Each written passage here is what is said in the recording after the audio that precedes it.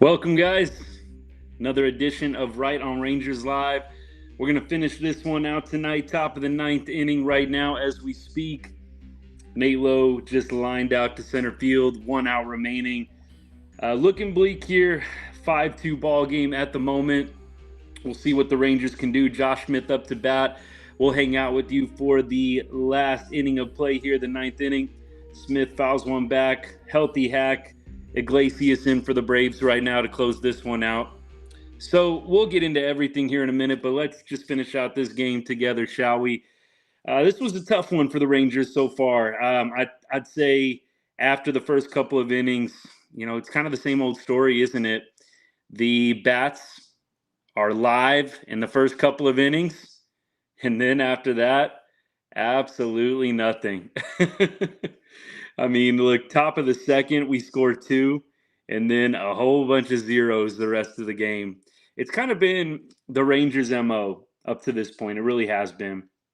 Score early, can't get those insurance runs late. That's kind of been what it's been so far for the Rangers. But a lot to talk about today. Josh Smith up right now, 1 out in the top of the ninth. I got the game on in the background here, so I'll try and bring it to you if you're not watching it live. Smith strikes out swinging, probably ball three, probably about a foot above the strike zone. Not a great at bat from him. Josh Smith tonight, 1 for 4 with an RBI. Had one of the only RBIs of the game, if you remember, if you were watching.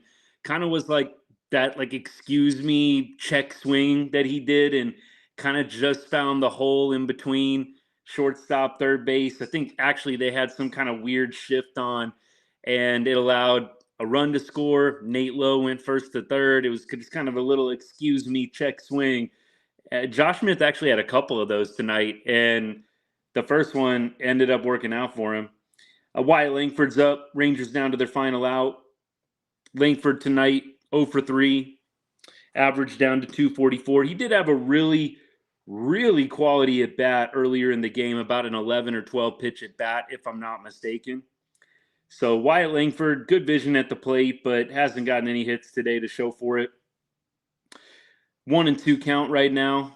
Wyatt able to check his swing. Again, Rangers down 2, their final out. 5-2 ball game. Rangers down 3 runs. Here's the pitch and ball 2. Yeah, we've got a few different big topics for you today. A lot of it has to do with roster moves, to be honest, especially a game like tonight where things really just don't go the Rangers' way. A lot of roster moves to talk about.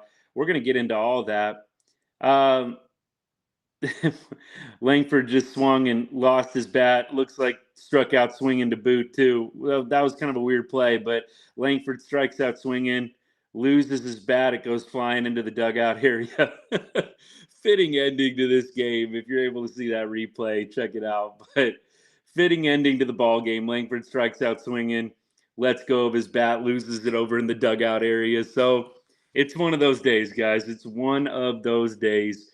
So let's talk about this. Kind of the big moment in this ball game for me and it kind of goes back to, honestly, something that I talked about in the game last night with Lats. I really don't understand in a 3-2 game. It's a 3-2 game. You really didn't have to use anybody of quality yesterday from the bullpen.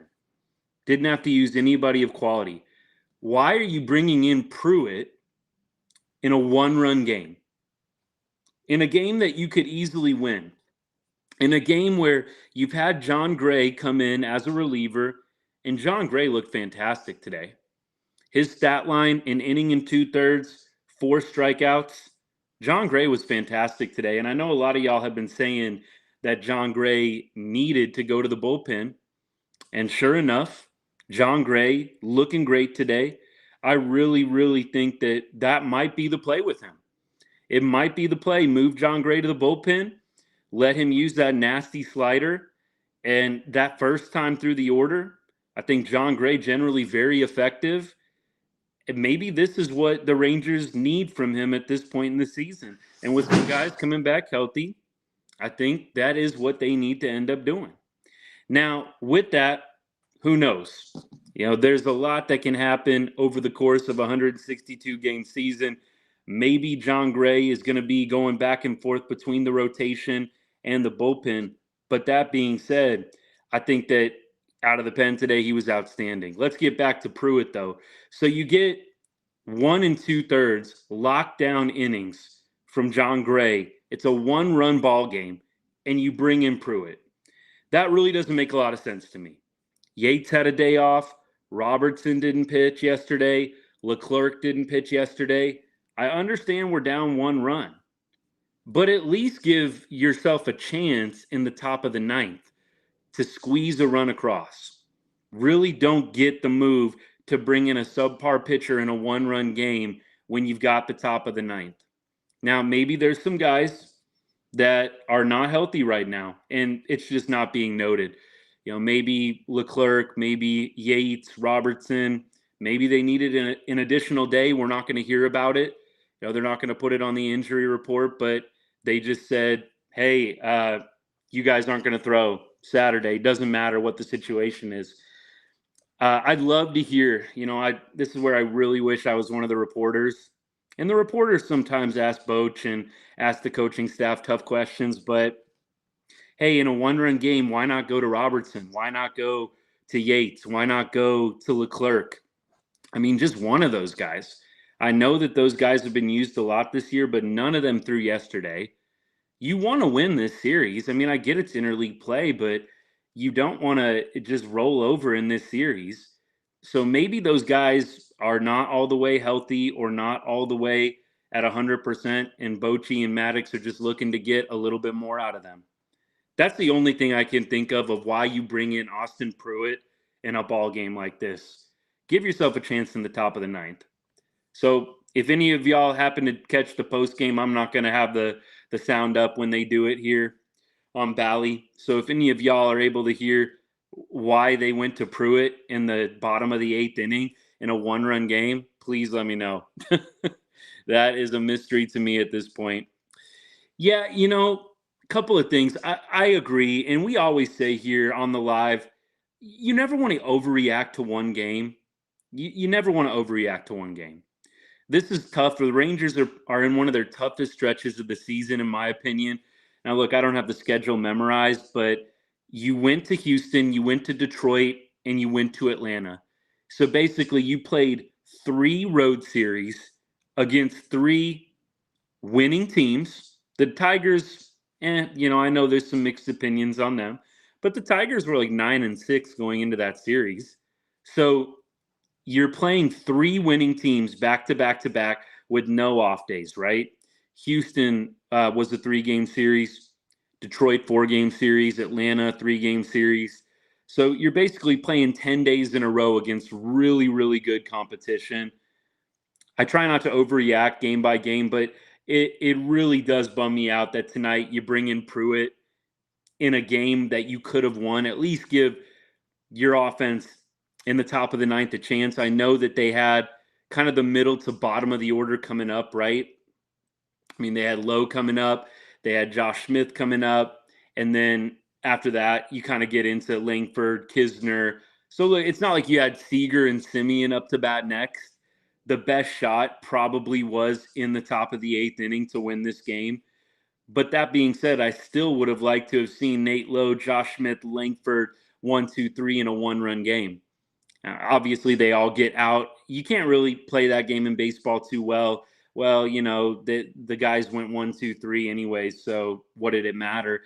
I still say it's a different mentality. When it's a 1-run game versus a 3-run game, it's just a different mentality.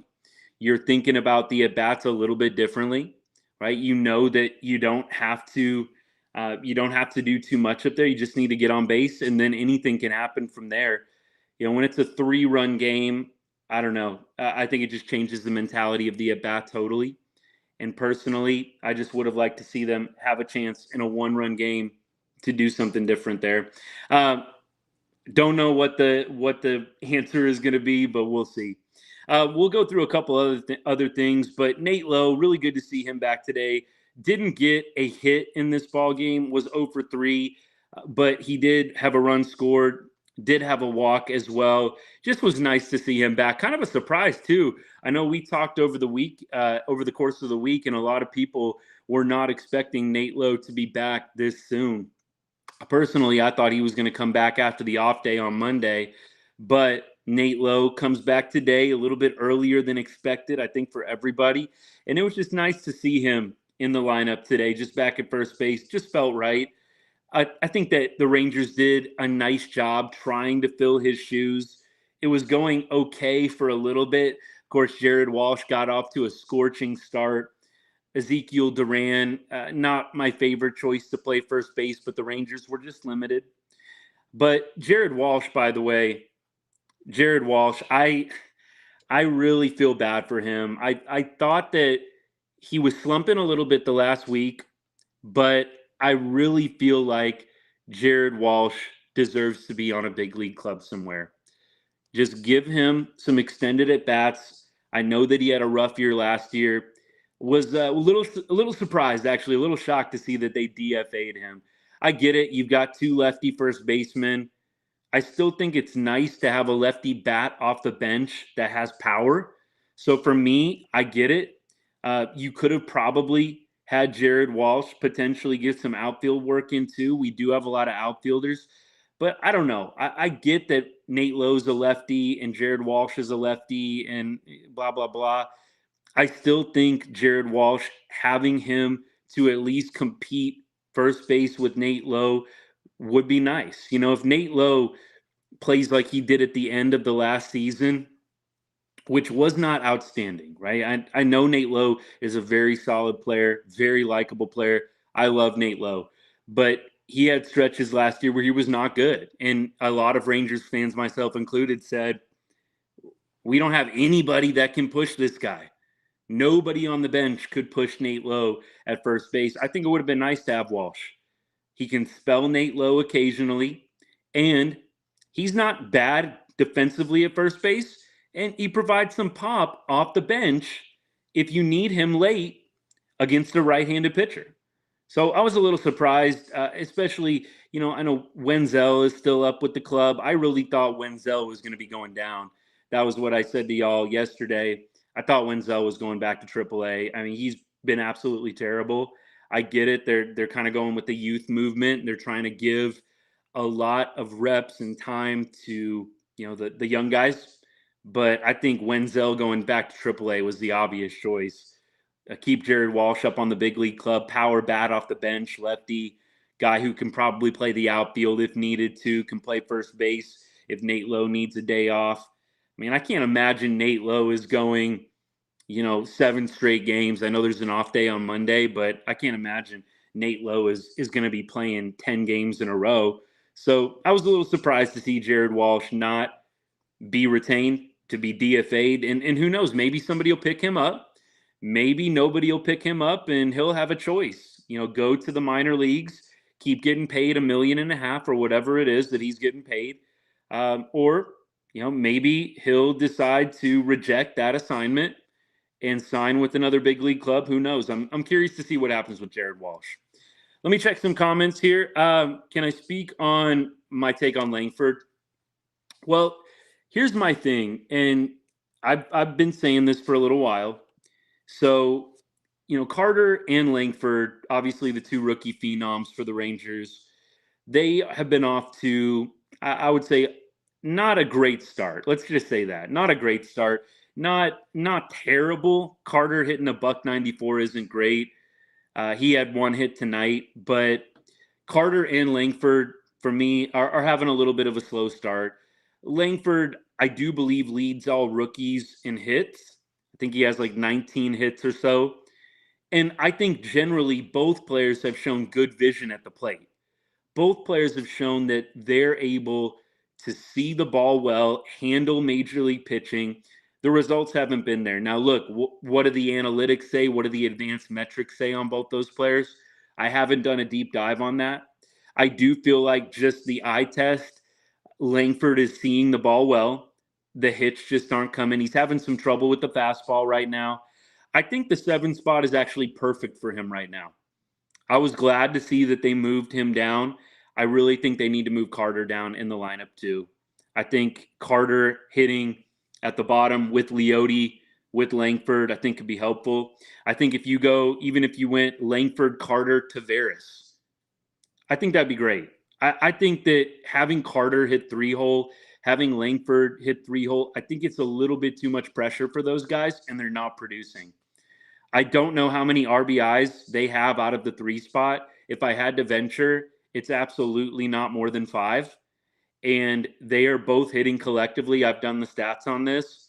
They're both collectively hitting like 175 combined from the 3-hole spot this entire year.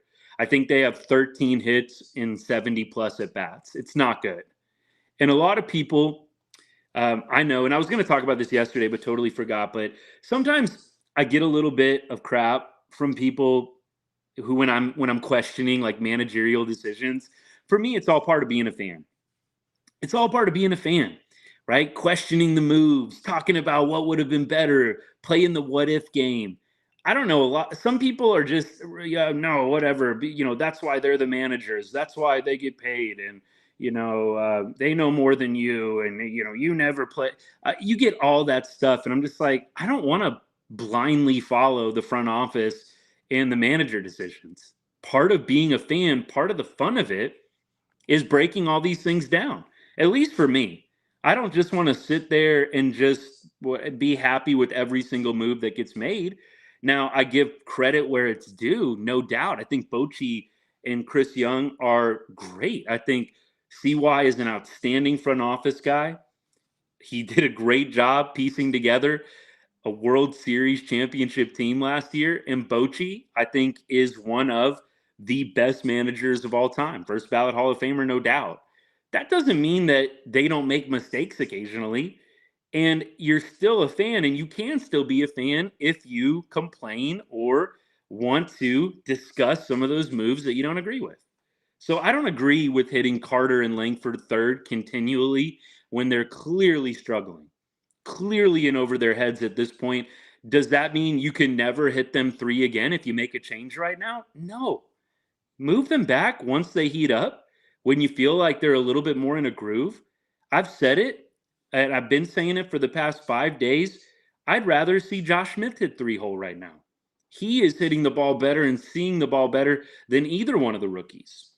I don't think that Langford or Carter need to be benched. Don't bench them.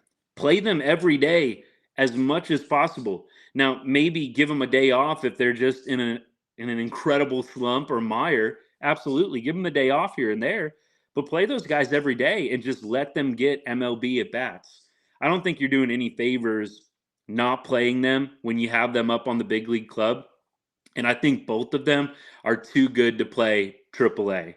So, I mean, sending either one of them back down, I know they have options available. Neither one of them needs to go back to AAA. I think both of them would start mashing in AAA, and then you'd be in a tough spot. So I don't think that they need at all to send those guys back down. I think they need to keep playing in the big leagues.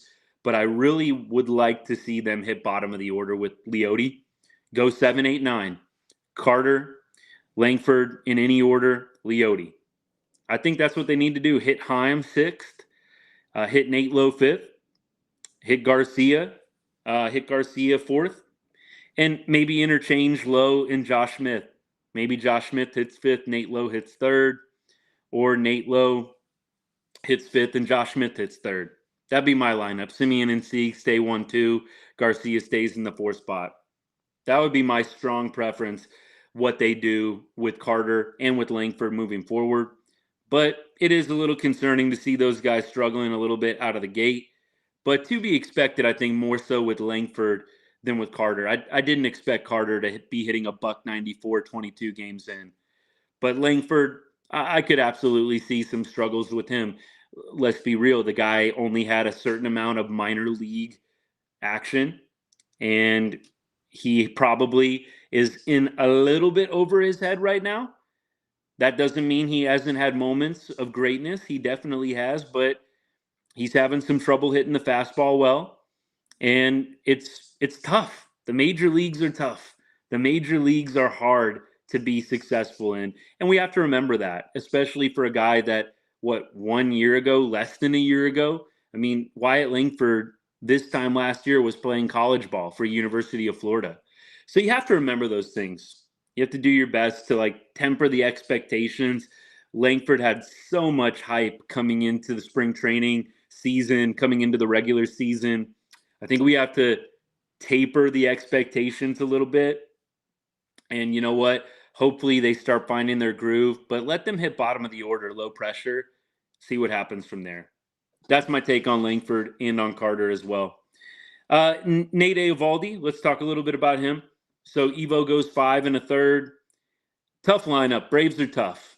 I said that yesterday. This is a tough lineup. It reminds me of Houston. Houston, pretty much every guy in that lineup is good.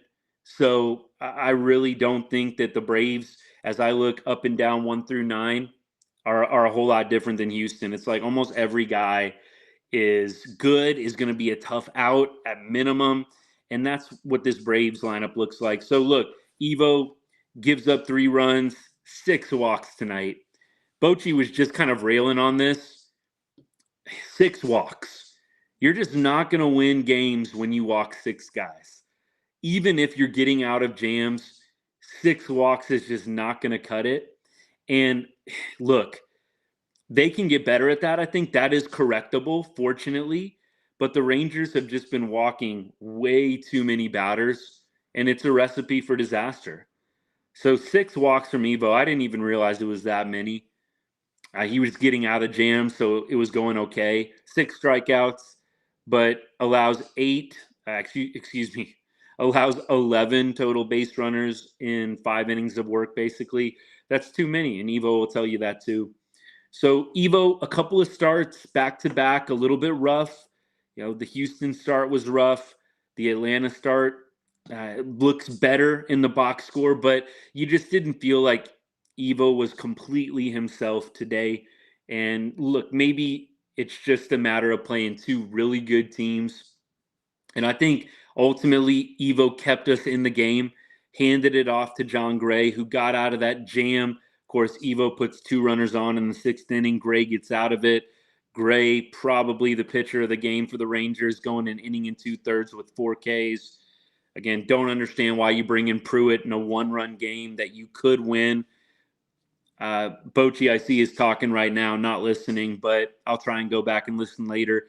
Maybe he can talk to that. Maybe they're asking him why Pruitt. I don't know. Again, if any of y'all find out, let me know. Let me keep going to comments here.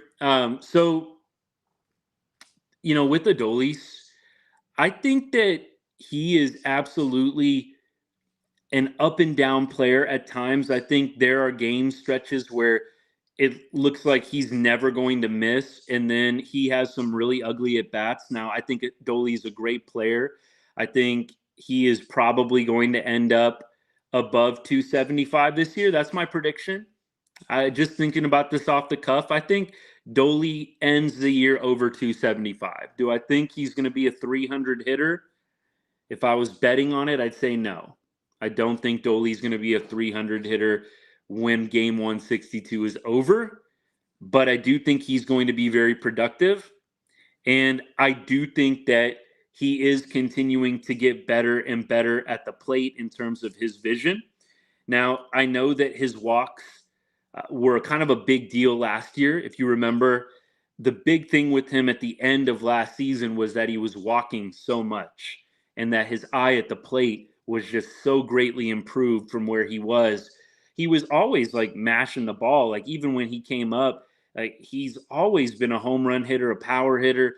But really at the end of last season, the vision was there at the plate. He was walking.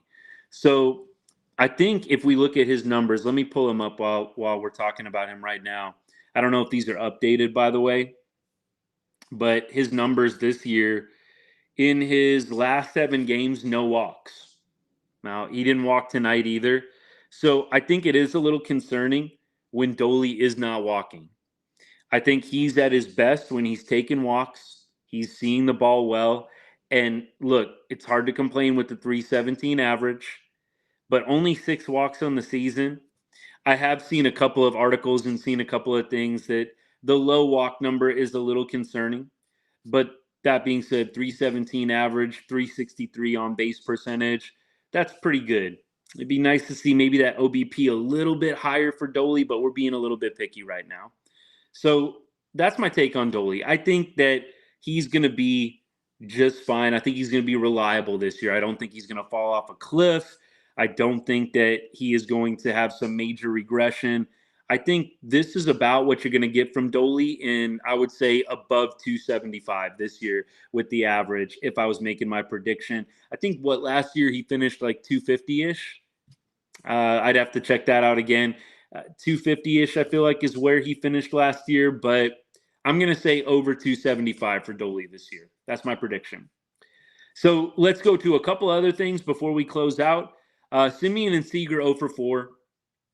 I mean, if I just tell you that, if I just say, hey, today Semien and Seager went 0 for 8, I think most Rangers fans are going to say, uh-oh, not good, right? So anytime I see those guys going 0 for 8 at the top of the lineup, you don't really have to tell me a whole lot else. I'm going to go ahead and just guess that we didn't win the game. So not to say that either one of those guys didn't hit the ball hard today and have some at-bats that were good, that were quality. They did, but when you go 0 for 4 and those are your two best hitters, I know some people might debate Dolly is one of the two best hitters, but you're not going to have a great day at the plate. So hopefully Semien and Seager can turn it around for tomorrow and can get going, because when those guys go 0 for, this offense has a real hard time scoring a lot of runs. I think that they definitely carry this team as they go, the Rangers go. You can get lucky occasionally, and some of the other guys in the lineup pick things up. Not to say we can't win when Semien and Seager go 0 for, but again, if I just told you both of those guys 0 for 8 combined, I don't think most Rangers fans are assuming a win. So, yeah, Jon Gray, definitely the bright spot tonight. I think you look at him and you say, wow, we might have tapped into something there. A lot of people were saying Gray, potential bullpen candidate when guys get back healthy. I really do feel like Jon Gray is the bright spot where you say to yourself, okay, if we've got Jon Gray now in that middle relief role, maybe even 7th, 8th inning role at times, which I think Jon Gray could easily do, now we've got something. Because a lot of Rangers fans, I follow a lot of different groups where it's just a bunch of Rangers fans getting together, posting, talking baseball. It's fun. There's a group that I follow. It's called Texas Rangers Fans Only. It's on Facebook. Really solid group, by the way. But that group, a lot of people have talked about the middle relief, and the middle relief has been trouble for the Rangers. So maybe Gray is going to be able to get into that role and patch things up in that regard and be able to bridge the game to the 8th and to the 9th inning. That's really what the Rangers need. Now, Urena, I think, is going to be looked at to make spot starts occasionally. I don't think that they're going to be putting him into any kind of long-term starter role. Could he make a spot start? Absolutely, because he was a starting pitcher in the league for many years when he came in. I do think, like Jon Gray, Urena is very valuable out of the bullpen. I wouldn't mind Urena being the 6th inning guy, the 7th inning guy, and being in more high leverage spots. I think he's shown this year that he can get big outs. So I'd like to see Urena in a bigger role. And I think the pitching coaches and Bochy, I think they've started to give him more of those opportunities. So absolutely love to see Urena pitching well. If you can have Urena and Gray as the guys that kind of take the 6th and the 7th, that's outstanding. So look, I don't think Urena needs to be a starter. I think he's going to make spot starts here and there, but I don't think he needs to be a starter. I think that we can keep him where he's at, and he's going to be very valuable as long as he keeps pitching well. And that's the thing, too. Sometimes you get a little bit greedy and you say to yourself, man, this guy's been killing it in the bullpen. Let's make him a starter. And then it just doesn't work out because it is a different mentality. When you go from the bullpen to a starting pitcher, that's a big transition. And the biggest reason is because when you're a relief pitcher, you can really unleash a lot more when it comes to your pitching arsenal. You can throw it a little bit harder than you normally would. You can expend more energy, right, when you're in those short stints. But when you're a starter, it's endurance, right? You have to last over 5, 6, 7 innings. So I think we move Urania to a starting pitching role. Maybe his stuff changes. Maybe he's not pitching like he did coming out of the bullpen. And now, again, you're kind of messing with a good thing. If it ain't broke, don't fix it. I think Urania pitching great. Let's see what he's got continued on in the bullpen. Now, Jon Gray, I was a little surprised to see him come in because his last 2 starts have been very good. Jon Gray, very, very good in his last 2 starts. So was a little surprised to see him coming out of the pen. Now, look, Monday is an off day. So maybe they're thinking, hey, off day Monday, we'll skip Jon Gray in the rotation, let him get a little bullpen work, and maybe we'll see Jon Gray pick up starting rotation next time through. I think that definitely could happen. Definitely could happen. So I'm interested to see. Interested to see. Nothing really else notable, though, in the lineup, in the box score. A lot of zeros, right? I think 4 Rangers had hits tonight. 5 Rangers went over. So offense has got to figure out a way to score runs late in games. You see this kind of box score way too much where the Rangers score 1 or 2 early and then nothing the rest of the game. So hopefully we can see better from the Rangers tomorrow offensively. Should be fun. And tomorrow we're going to try and get on during the game, kind of like we did today. Maybe we'll get on in the 8th inning a little bit earlier. Rangers are on Sunday Night Baseball tomorrow, ESPN. Love seeing the Rangers in a primetime spot. Really hope they can at least get 1 win in Atlanta.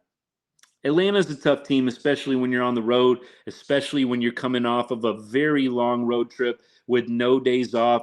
Houston, Detroit, Atlanta, back to back to back, no days off. So hopefully we can get 1 win. Lorenzen on the mound tomorrow.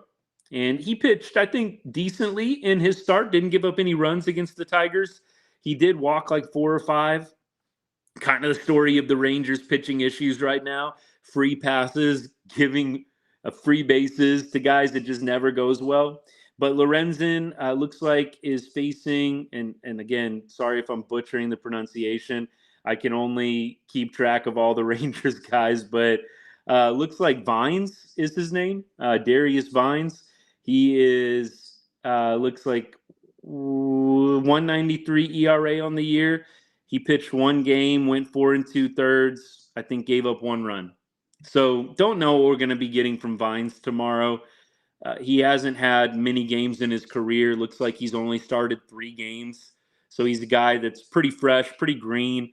Hopefully the Rangers can jump on him. His last start was against Houston. 4 hits, 1 run, 4 strikeouts, and 4 2/3. So we'll see what Vines has for us tomorrow. Hopefully Lorenzen can put in a quality start, give us 6 innings, 3 runs or less given up. That would be very ideal. But can we get the bullpen just fully available tomorrow to win 1 game in Atlanta going into an off day? Everybody's got to be available tomorrow. Yates, Robertson, Urania, everybody should be available tomorrow. We got to win 1 game. Come on now. We got to win 1 game. I know the season is a long season, yada, yada, yada, but I've said this many times. It always is going to come down to a few games with these 3 wild card teams now that they do for the playoff system. There's 3 wild card teams. You know it's going to come down to 1 or 2 games. Hopefully the Rangers win the division and we don't even have to worry about it, right? But I don't like the mentality, well, it's a long season, don't worry about game to game. They start adding up, right? You want to win at least 1 in Atlanta. You don't want to get swept, especially because really the Rangers have competed quite nicely, I think, in Atlanta. You know, last night the game was very close until the grand slam in the bottom of the 6th. Tight game. Tonight, tight game all the way through. The Rangers can hang with the Braves. And look, I know we saw the comment a little bit earlier in the live. I put it up. And by the way, I appreciate all the comments, guys. Thank you for tuning in. It means so much. I said it. I don't think the Rangers are really that far away from the Braves. I know that was the comment earlier, and I get why. The Braves do look like a very good team right now. I don't think the Rangers are that far away from the Braves. I really don't. The Rangers, first of all, aren't at full health. We don't have Josh Young, a very, very good player. We don't have our starting pitching. Right? We had to throw Andrew Heaney last night, not one of our best pitchers. Tonight, we did throw one of our best, but kind of seemed like the bullpen was not completely at full strength. We've got obviously Spores out with an injury there. So the Rangers aren't at full strength. Get the Rangers back to full strength, play this series again, and I think that you get some different results.